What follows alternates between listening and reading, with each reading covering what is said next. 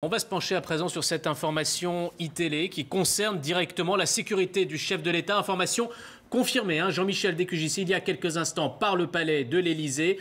Un drone a survolé le palais de l'Élysée la semaine dernière. Oui, exactement, dans la nuit de jeudi à vendredi, vers 2 h du matin. Alors, selon nos informations, c'est un petit appareil de type aéromodélisme qui ressemblait à un petit hélicoptère avec 4 hélices.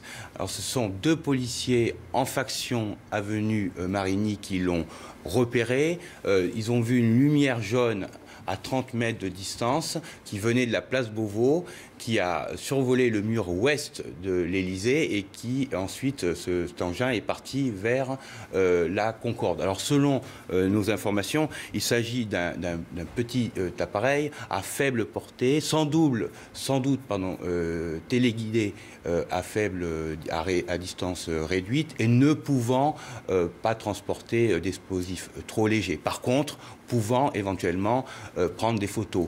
Alors il y a une enquête préliminaire qui a été ouverte par le parquet de Paris. L'enquête a été confiée à la gendarmerie des transports aériens qui ont créé une cellule anti-drone ces derniers mois.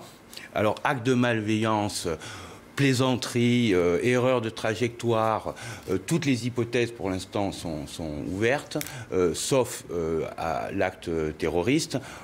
Ça met quand même en cause la sécurité de l'Élysée. On sait que la semaine dernière, la veille, il y avait eu une policière renversée dans la rue, devant l'Élysée. Même le président s'était rendu à son chevet.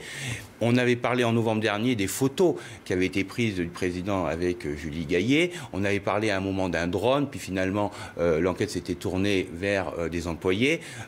Donc ça pose le problème quand même, ces histoires de la sécurité de l'Élysée.